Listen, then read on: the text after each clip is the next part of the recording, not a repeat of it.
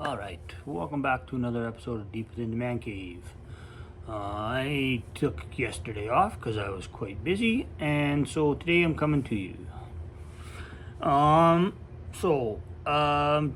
I want to talk a little bit about something that happened to me this weekend and what I realized from it, and it involves triggers. Now, triggers I know I've talked about in the past, but I mean, new triggers come up all the time and different. So triggers basically are something that happens, or something that sort of sets you off, spikes in your stress level, or anger. Somebody says something, and maybe you've had a rough day or something like that, and it just sets you off or whatever. Now, we all have triggers. It's very important to recognize these triggers, and so when they get brought up and you get triggered, okay, I can handle this. This is making me feel this way. So sometimes you have to set up boundaries, so that certain things that people do intentionally or unintentionally don't trigger you. Now, when you recognize a trigger, you need to sort of take a step back. When you have a clear head, not in the moment, but in a clear head, when you have a moment to have a clear head, think about why that triggers you, and go back to as far as you can remember of that certain thing triggering you and the feelings that it's bringing up. So for me, it was on Saturday. It happened. My kids went to their mom's house. So Saturday, like, changeover day is always rough. It's hard on me because I miss my kids. It's hard on them. It's just hard on everybody. It's not easy on anybody. We do our best to make it as easy as possible, for this specific reason, just to make it easier for the boys. So, being it that it's changeover day, I'm already a little anxious, a little frustrated, and all this stuff. And then I get a text message from my ex-wife, the boys' mothers, about something that me and the boys had talked about, and it was a big long conversation that needed to happen via phone, not text message. Now, for me, I personally hate text messages. To me, text messages should be, hey, I'm on my way, or a yes or no question kind of deal, or sending somebody a picture or something like that, right? It's not for having conversations. If you have to have a conversation, you need to do it either in person or on the phone. That is just my opinion, but I have sort of figured out why I get triggered. So anytime my ex triggers or sends me a text message, I feel my heart rate jump and all that. And the reason it happened was because a few years ago I got a text message from my wife, that I wasn't supposed to get. It was for somebody else. And that's the end of my marriage kind of deal. So now every time I hear that chime on my phone, doesn't even matter who's texting me, I feel my heart spike and it starts beating faster. I get anxious. I tend not to want to look to see who's sending me text messages, and specifically when they're from her, I get triggered because I don't know if I should even look at them. Maybe it was, again, something that I'm not meant to see. Now, we're done, and but it's still, that sound triggers me, and I think the whole phone itself triggers me because it's so easy to do stuff in secret, which is what was happening, and easier to get away with shit and stuff like that. But that triggered me, and it made me frustrated. It made me get defensive. It made me it made me uncomfortable. So I sent a message to call me.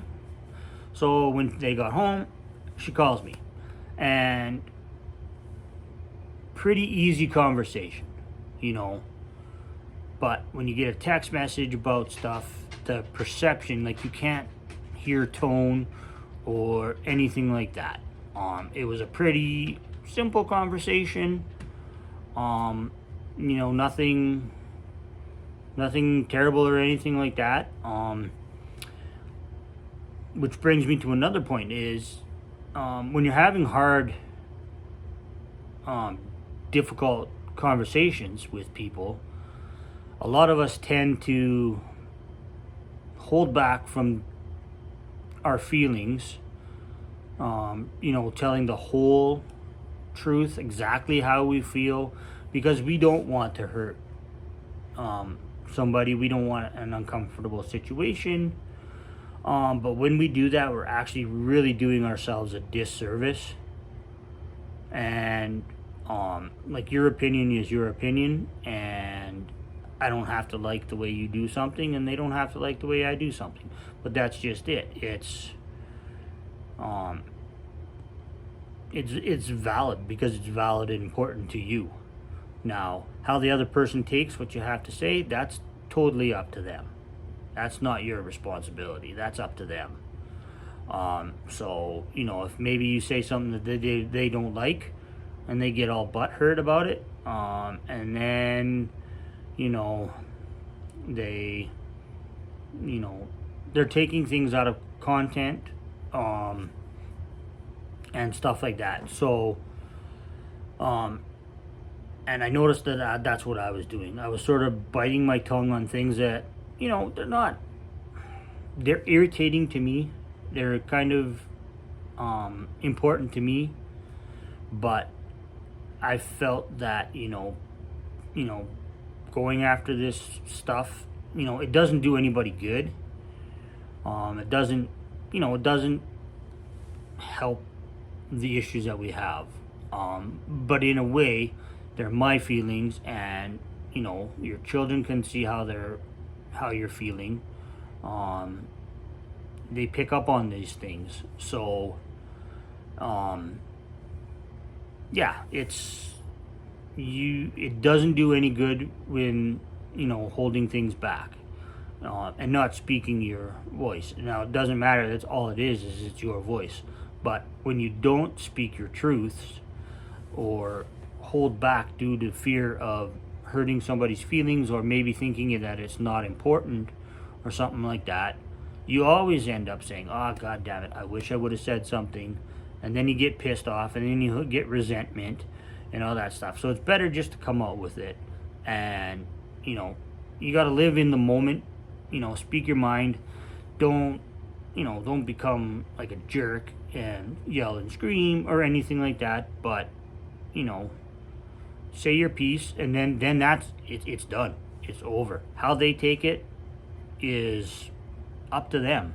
Now, they may have questions, or whatever like that. Good.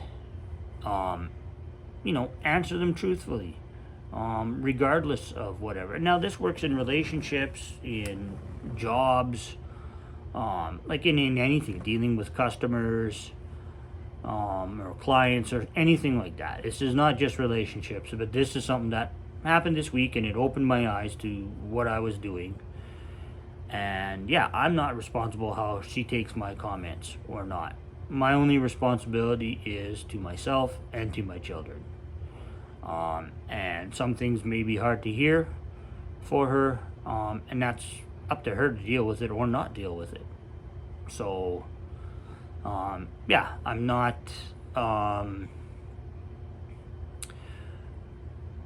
It's just something that I got triggered by, and I realized that holy crap, I was triggered. And I kind of thought back, took a moment, thought about it. I made a boundary. I set a boundary. No more text messages. We have to communicate. We need to call each other, and all that stuff, unless it's like a simple yes or no question or pictures or something like that. So, yeah, take a moment, figure out things that trigger you, write it down.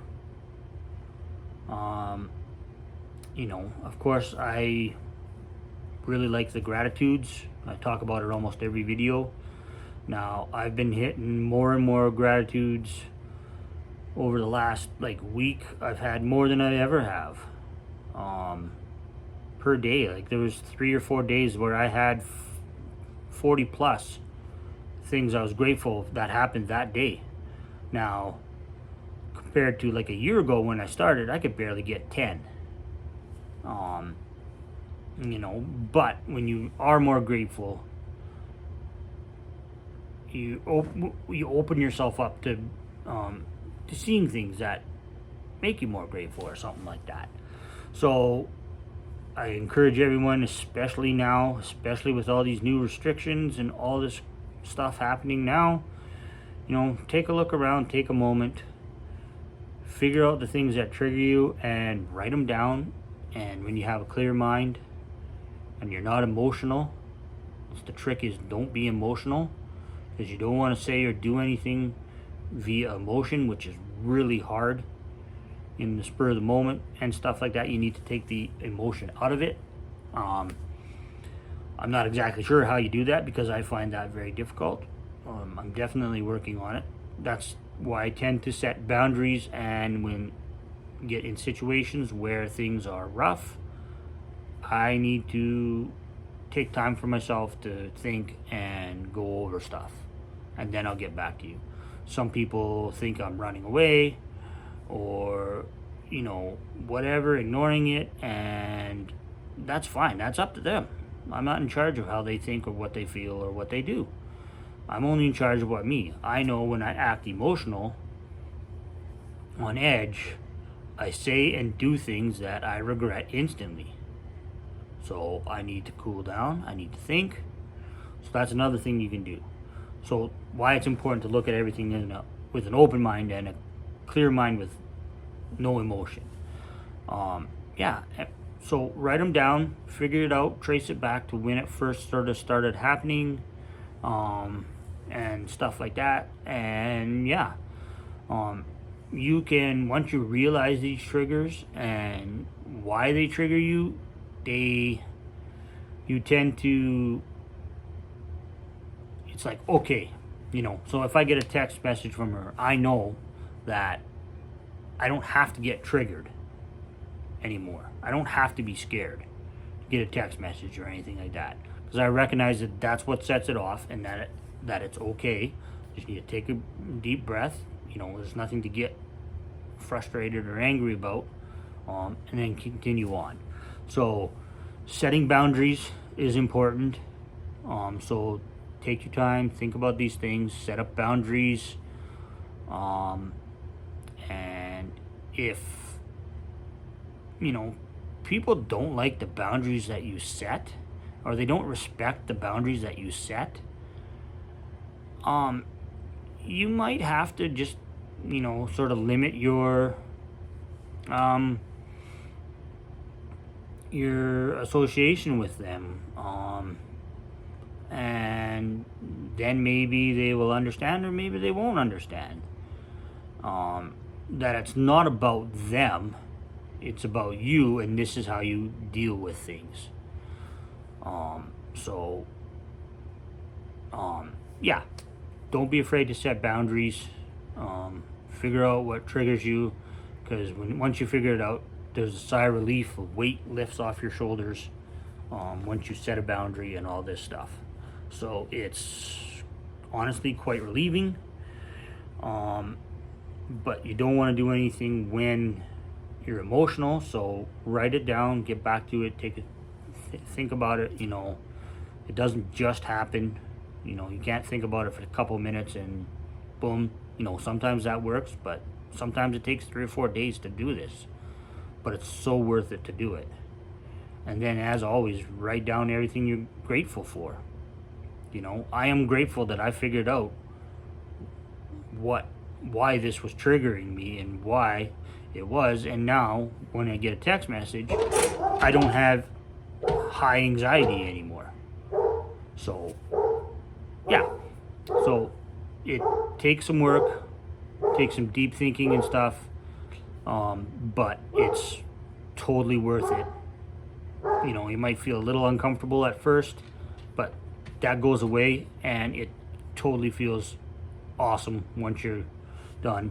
And keep writing gratitudes down. And yeah, that's sort of it for tonight. You know, with everything going on in the world now, check in with your friends. You know, send them a text message, call them, somebody you haven't checked in on in a long while, your parents, whatever. It's getting hard. It's getting hard to be stuck at home, not being able to do things. And you know, some people with limited mobility, like our parents who are older, stuff like that, it affects them more. So you know, reach out, check in with each other, and yeah, take care of yourself, practice self-care. It's okay to be tired and stressed, and take some time for yourself. Especially now, it's important. So take care of yourselves. Hope everyone's doing well. And until next time, I'll talk to you later. If you like or need to share this, please subscribe to the channel. Share it with people that you think might find some value out of this. Leave a comment as usual. Or if you don't feel comfortable leaving a comment there, you can shoot me an email at deepwithinthemancave@gmail.com, and I will get back to you there. Talk to you later. Have a good one.